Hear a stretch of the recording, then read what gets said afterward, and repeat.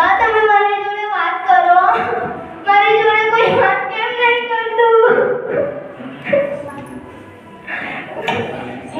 બા મને ખબર છે બા તમારે દીકરો જોઈએ, પણ બા કુદરતે મને દીકરી બનાવી એમાં મારો શું વાંક છે બા? એમ પણ બા શું અમે દીકરીઓ દીકરાઓથી કમ હોઈએ છીએ? બા તમારા લીધે મારા પપ્પાએ કોઈ દિવસ મને પૂછકી નથી, કોઈ દિવસ મારા માથા પર હાથ નહીં મૂક્યો બા. બા કોઈ દિવસ મારા પપ્પાએ મને રૂપિયાની ચોકલેટ પણ નહીં ખવડાવી બા. બા મારા પપ્પા મને વાલ કરવા જાય તો મારા પપ્પાના મનમાં એવા વિચાર આવે કે જો હું મારી દીકરીને વાલ કરીશ તો મારી માં મારાથી નારાજ થઈ જશે અને ગુસ્સે થશે. એટલા માટે બા મારા પપ્પા મને વાલ પણ નહીં કરતા. અને બા હું કઈ જાઉં કોઈ મને બોલાવતું નથી. અને બા મારી કોઈ બહેનપણીઓ પણ નથી. અને બા મારી મમ્મી મારી જોડે વાત નહીં કરતી. બા હું કઈ જાઉં બા? બા હું દુનિયાના કોઈ પણ ખૂણામાં જાઉં મારી સાથે આવું જ અત્યાચાર થાય છે. બા હું કઈ જાઉં? બા હું કઈ જાઉં? બા અમારી દીકરીઓની તો આ જ દશા છે. અમને તો મારી નરાજમાં મારી નાખવામાં આવે છે. અમને જિંદા કબરમાં દફનાવી આપવામાં આવે છે.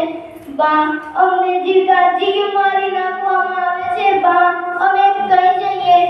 બા અમે પરણીને સાસરામાં જઈએ ત્યાં અમારી પાસે દહેજ માંગે છે અને અમને તો જાણે કામવાળી સમજે છે. બા અમે શું કરીએ? અને માં તું તો મારી માં છે, તું તો મારી જોડે વાત કર, તું તો મને પ્રેમ કર. કોઈ બા મારું આ દુનિયામાં કોઈ નથી બા. હું કઈ જાઉં બા?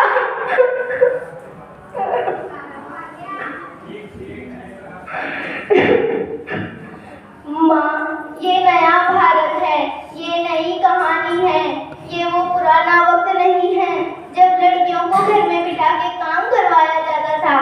माँ ये वो वक्त है जब लड़कियाँ आसमान छूती है, जब लड़कियाँ उन्नति करती है, जब लड़कियाँ अपने पाँव पर खड़ी होती हैं. माँ હવે હું પણ ઘરમાં બેસીને રડવાની નથી. માँ હવે હું પણ એ કલ્પના ચાવલાની જેમ ઊંચે આકાશમાં ઉડીશ. માँ હવે હું પણ એ ઇન્દિરા ગાંધીની જેમ આખા દેશ પર રાજ કરીશ. હવે હું પણ એ પીટી ઉષાની જેમ દોડીશ. હવે હું પણ એ ઝાંસીની રાણીની જેમ લડીશ. અને બા હું સાબિત કરી દઈશ કે હું પણ કોઈ દીકરાથી કમ નથી. અને માँ તું ભલે મને તારી દીકરી ના માને પણ હું તને સાચા દિલથી મારી માં માનું છું. અને આજે હું તારી સોગંદ ખાઈને કહું છું કે હું તને ક્યારેય કોઈ દીકરાની કમી નહીં થવા દઉં. હું તને ક્યારેય કોઈ દીકરાની કમી નહીં થવા દઉં.